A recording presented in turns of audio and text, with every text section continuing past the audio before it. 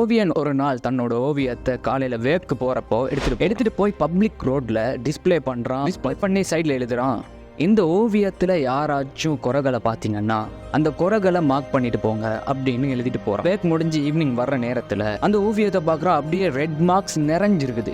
So ஃபுல்லா fed up ஆகி வீட்டுக்கு போறான். வீட்டுக்கு போய் எல்லாத்தையும் தூக்கி போட்டு இந்த கலையை நான் பண்ணவே மாட்டேன், இந்த கலைக்கு நான் சரிப்பட்டு வர மாட்டேன், நான் யூஸ்லெஸ் ஃபுல்லோ, எனக்கு திறமை இல்லைன்னு நினைச்சு ஒரு ஓரமா உட்காந்துருக்கிறான். அப்புறம் அந்த ஓவியனோட அம்மா வராங்க, வந்து என்ன விஷயம்ப்பான்னு கேட்குறாங்க. அப்படியே சொல்றான். அந்த அம்மா சொல்றாங்க, இந்த ஓவியத்துல குறை கண்டுபிடிச்சி மார்க் பண்ணிருக்கிறாங்களே அவங்கெல்லாம் ஓவியம் பண்ணி அவார்ட் வாங்கினவங்க இல்ல, 10 வருஷம் எக்ஸ்பீரியன்ஸ் இருக்கிறவங்களும் இல்லை. இந்த மார்க்கெல்லாம் பண்ணிருக்கிறது பேசிக் நாலேஜ் கூட இல்லாதவங்க தான் இந்த மார்க்கெல்லாம் போட்டிருக்காங்க. ஸோ ஒரு விஷயம் நீ நாளைக்கு பண்ணு, மார்னிங் வேக்கு போறப்போ இதே மாதிரி ஒரு ஓவியத்தை எடுத்துட்டு போய் அதே மாதிரி டிஸ்பிளே பண்ணி சைட்ல எழுது, இந்த ஓவியத்துல யாராச்சும் குறைகளை பார்த்தீங்கன்னா அந்த குறைகளை சரிப்படுத்திட்டு போங்க அப்படின்னு எழுது. ஸோ இந்த ஓவியனும் அப்படியே பண்றான். ஈவினிங் வேக் முடிஞ்சு வர்றான், அந்த அம்மாவும் வர்றாங்க, வந்து பார்க்குறாங்க ஓவியத்தை, சர்ப்ரைஸ் ஆகுறாங்க.